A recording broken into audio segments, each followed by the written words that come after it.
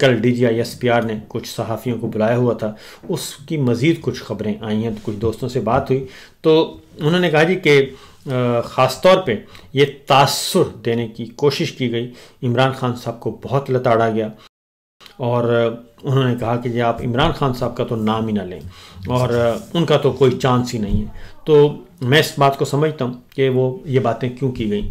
ये बातें सिर्फ़ इसलिए की गई कि नवाज शरीफ साहब और मरीम साहबा तक ये बात पहुँच जाए कि जनाब अभी भी जनरल साहब जो है वो इमरान खान के सख्त खिलाफ़ हैं और ये चिराग जलेंगे तो ही बात बनेगी, क्योंकि अगर ये चिराग बुझ गया तो नए चिराग का पता नहीं कैसा हो और वो आके क्या करे। लिहाजा इसी चिराग को जलने दें और ये इमरान खान साहब को उसी चिराग से ही जलाया जाए। तो ये कल भी हुई और उसमें उन्होंने ये कहा ब्रीफिंग में कि इमरान खान साहब को तो नाम ही ना लें, लेकिन हमारा नाम नहीं आना चाहिए कि हमने कोई ऐसी बात की है। उसके बाद इस बात की भी तस्दीक हो गई, ये जो हम देना चाह रहे हैं फ़ौजी अड्डा, बहरी फ़ौजी अड्डा देना चाह रहे हैं अमेरिका को पसनी के मुकाम पे, तो उसकी भी तस्दीक होगी, लेकिन उन्होंने कहा हमारा नाम नहीं आना चाहिए। इसी तरीके से दूसरे मामलात में जनरल फैज़ हमीद साहब का अब हालांकि एक ट्रायल हो रहा है जी, उनका फ़ौजी ट्रायल है, कोर्ट मार्शल है। तो कोर्ट मार्शल की बातें जो हैं वो कभी भी डिस्कस नहीं हुई, कभी भी, नेवर एवर, और पता ही नहीं चलता कि कोर्ट मार्शल हुआ। जब हो जाता है तो पता चलता है, वो भी अजीज़ व अक़ारिब की तरफ से।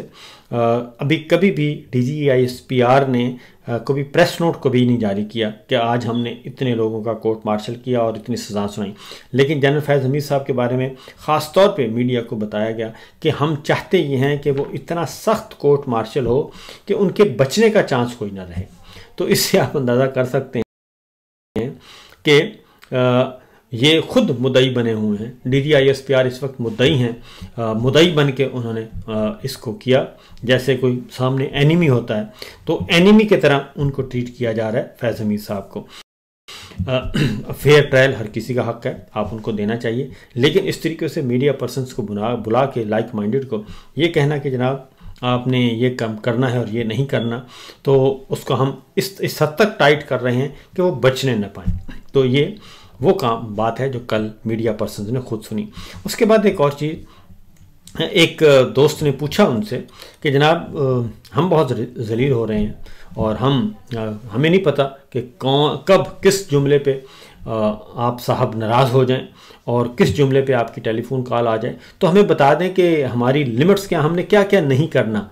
तो उन्होंने कहा कि जी और फिर ये कि हमें हमारे घरों में लोग पहुंच जाते हैं और उठा लिया जाते हैं और दरवाजे तोड़े जाते हैं, तो हम नहीं चाहते, तो ये बहुत एम्बैरेसिंग सिचुएशन है।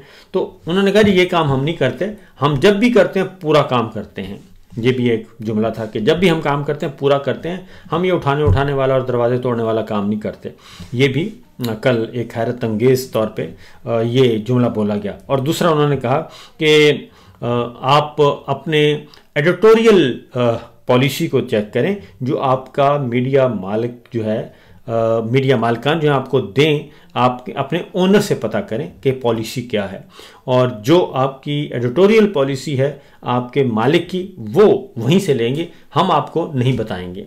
यानी यही बात कि हम जो भी करेंगे मीडिया मालिक को बता देंगे, जो टीवी का मालिक है, अखबार का मालिक है, उसको बताएंगे और हम आपसे बराह रास्त आपको नहीं कहेंगे।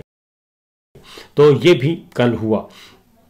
तो ये तो सिचुएशन है जी। अब आगे बढ़ते हैं, क्योंकि इमरान खान साहब का मामला मैं आपको बता चुका हूँ कि ये है। अब एक और चीज़ कि किस हद तक, एक मेरे पास खबर है गुजरांवाला, ज़िला गुजरांवाला की है जी। ये FIR है मेरे सामने एक बड़ी, ये दर्ज हुई है, ज़िला गुजरांवाला नौशेरा विरका की है, थाना नौशेरा विरका है और ज़िला गुजरांवाला है। इसमें अज़ दफ्तर म्यूनिसिपल कमेटी नौशेरा विरका ज़िला गुजरांवाला बजानिब SHO थाना नौशेरा विरका मरासला नंबर इतने के जी तहसील एडमिनिस्ट्रेशन की तरफ से थाना चौक में एक दीवार बुनियानुल मरसूस के नाम से बनाई गई थी, जिसमें मुल्क के अजीम सिपा सलार और कायदीन की तस्वीरें आवेज़ा थीं। मौरखा 27/9/25 को सुबह के वक्त राना शयान वल्द राना सुहेल ने मोहल्ला आगे लिखा, और हमरा दो नामालूम अफराद, ये दो नामालूम अफराद ज़रूर रखते हैं। दीवार की लाइटिंग खूबसूरती की तोड़फोड़ की, और इसके बाद दीवार के ऊपर वज़ीर आला पंजाब मोहतरमा मरियम नवाज शरीफ साहिबा की तस्वीर चोरी की, जिसकी वजह से दीवार की खूबसूरती मुतासर हो रही है, और तस्वीर और सीसीटीवी वीडियो साथ बतौर लफ है। इससे पहले थाने के सामने बनाई गई दीवार की दोनों सप्लाई और बैर चौक में फवाद टावर, जी हाँ, फवाद टावर की लाइट्स चोरी हुई थी, जिसकी वजह से न सिर्फ नुकसान हुआ बल्कि शहर में बनाए गए मोनूमेंट्स की खूबसूरती मांद पड़ गई। अब यहाँ पे इनके खिलाफ मुकदमा दर्ज कर लिया गया। क्या है इल्ज़ाम कि मरियम साहिबा की दीवार पे लगी हुई तस्वीर जो है वो चोरी कर ली है। तो ये मामला यहाँ तक, इस हद तक ये डरे हुए हैं कि ना ही आप बर्थडे कर सकते हैं, ना ही आप कुछ और कर सकते हैं। अब ये मैं आपको बता दूं कि ये मामला कुछ और होगा। ये जो कहा है ना कि दीवार से तस्वीर चोरी हो गई, ये तो इन्होंने बनाया है बहाना, और वजह कुछ और होगी। और उन्होंने कहा कि चलें तस्वीर चोरी हुई है तो मरीम साहबा को खुश करते हैं कि जनाब हम आपके बहुत बड़े वफादार हैं, देखें आपकी तस्वीर उतरी और हमने तो यहाँ पे कर दिया है, मुकदमा दर्ज कर दिया है।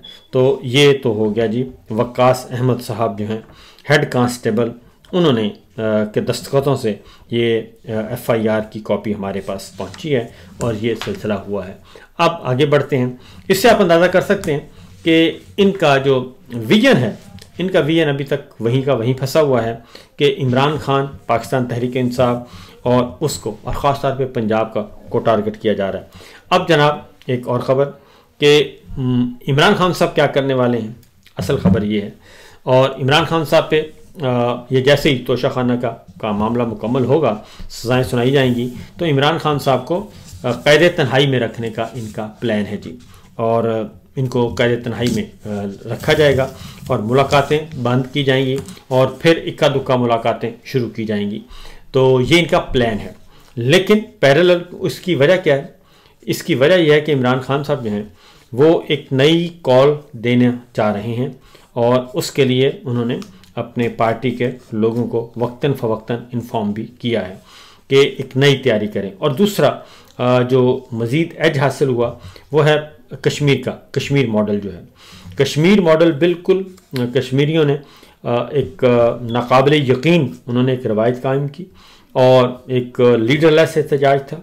सब पार्टियों को उन्होंने धो दिया, तमाम लीडर्स को धो दिया, अपोजिशन को, हुकूमत को, वज़ीर-ए-आज़म को, वज़ीरों को, मुशीरों को सब फारिग कर दिए और आवाम वहाँ की जीत गई। और उन्होंने एक अपना संग मील जो है अबूर किया, संग मील अहम, और उन्होंने अपने मुतालबात मनवाए, जानों के नजराने भी दिए, लेकिन अपनी बात पे कायम रहे और कायम उन्होंने अपना डट कर मुकाबला किया। अब उसी नौइयत का जो है इमरान खान साहब चाहते हैं कि वैसी ही कॉल एक आनी चाहिए, और इमरान खान साहब एक कॉल देना चाह रहे हैं और वो नवंबर में होगी, और नवंबर की किसी तारीख को, और वो हो सकता है उससे पहले भी हो सकता है, लेकिन ज़्यादा चांसेस हैं कि नवंबर में आएगी और उसका इंतज़ार करना चाहिए, पार्टी के लोगों को कह दिया है। अगला क्वेश्चन है जी, अगली जो स्टोरी है वो ख़ास तौर पे बड़ी दिलचस्प है। वो है वज़ीर आला अली अमीन गंडापुर खैबर पख्तूनख्वा। उनसे मेरी इतला के मुताबिक इमरान खान साहब के को अपना रेजिग्नेशन जो है वो दे के आ चुके हैं। अब एक इशू हो गया है और वो है कि अब अली अमीन गंडापुर जो हैं वो कोशिश कर रहे हैं कि किसी भी तरीके से फेस सेविंग उनको मिल जाए, और फेस सेविंग ऐसी मिल जाए कि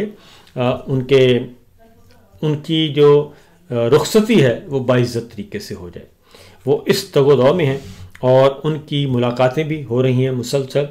वो आते हैं आनन फानन इस्लामाबाद, और इस्लामाबाद में मुलाकातें करके वापस चले जाते हैं और अपने दोस्तों से, अपने मुखलिसान दोस्तों से मशवरे कर रहे हैं, मुलाकातें कर रहे हैं, और जिन्होंने उनको इस धक्का दिया है इस सारे मामले में, इस तनाज़े में, तो उनसे भी मुलाकातें हो रही हैं कि जनाब बताएं क्या किया जाए, क्योंकि खान साहब तो तब्दील करना चाह रहे हैं और खान साहब सीएम का खैबर पख्तूनख्वा गंडापुर साहब का मुतबादल तलाश कर चुके हैं।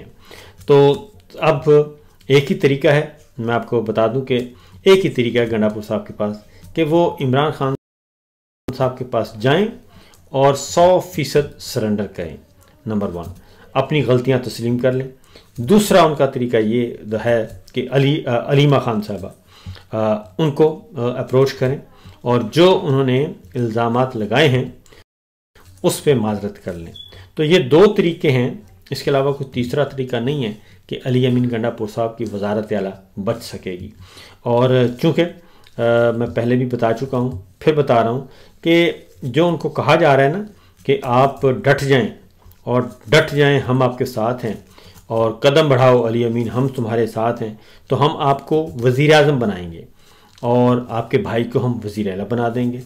फैसल अमीन कौमी असम्बली के मेंबर हैं, उनके भाई जो हैं फैसल अमीन गंडापुर, उनको हम ले आएंगे सूबाई सीट पे और आप वाली जो सूबाई सीट है वो आ जाएगी फैसल अमीन के पास और फैसल अमीन जो कौमी असम्बली की सीट खाली करेंगे उस पर आप लड़ लेना, आप आ जाएंगे कौमी नशिस्त पे, कौमी असम्बली में पहुंच जाएंगे, तो लिहाजा आप वज़ीर आज़म बन जाएंगे और वो वज़ीर आला बन जाएंगे।